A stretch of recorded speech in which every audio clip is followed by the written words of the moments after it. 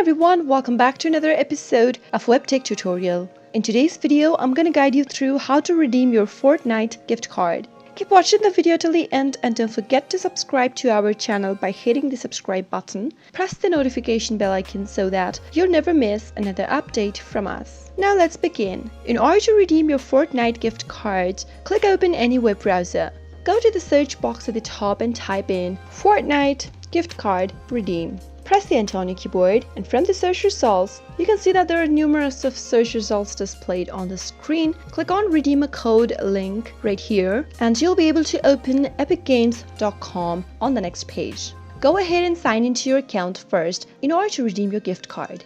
Click on the sign in button at the upper right. On the next page, sign in with your Epic Games account or choose any other account that you'd like to use for your login. Go ahead and enter your email address that is associated with the account and head over to the next field and type in your password correct. Once you're done, double check your password before moving on by clicking on the eye icon at the right corner. If you'd like the system to remember your email ID, then leave the box checked. If you're using a public or a shared device, make sure to uncheck this box and click on Login Now. Complete the steps for verification.